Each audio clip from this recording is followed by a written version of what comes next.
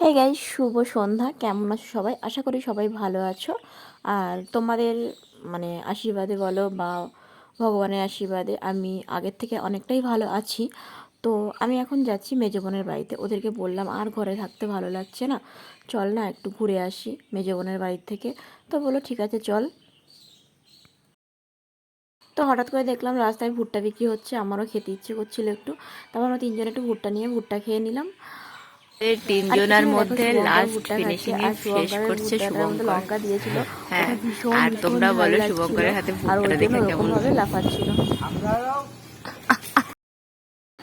আর এখানে দেখো আজকে আমাবতী রাত্রির 8টায় ছাড়বে। তো এখানে এই মাসিমাটা পুজো দিচ্ছিল, আর আমি তাই একটু এখানে দাঁড়িয়ে আবার মাকে দেখলাম, প্রণাম করলাম।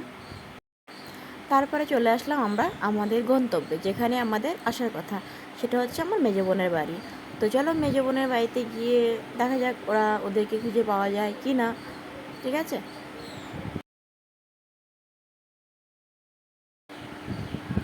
তো এখানে দেখো মলি নেমে গেল, মলি আগে আগে গড়গড় করে চলে যাচ্ছে, আমি মলির পেছনে। আর এইদিকে দেখো শুভঙ্করের এতটাই ভুট্টা খেয়ে ঝাল লেগেছে যে নাক থেকে বেরিয়ে গেছে। আর এইদিকে দেখো আমরা যাচ্ছি,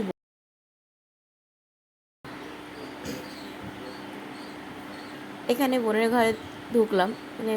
ছোটো বোন দেখলো বোন নেই। তারপর আমি ঢুকলাম, আমি ঢুকে দেখি বোনের দুই ছেলে পড়াশোনা করছে।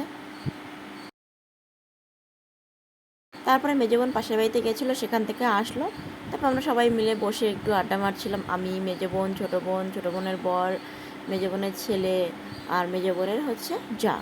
তো আমরা বসে বসে একটুখানি সবাই মিলে আড্ডা মারছিলাম, বেশ ভালোই লাগছিল।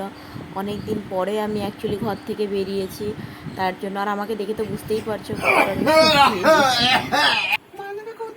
আর এখানে দেখো শুভঙ্কর কি শুরু করেছে। তুমি খুব সুন্দর কথা বলো তো। হ্যাঁ, কই?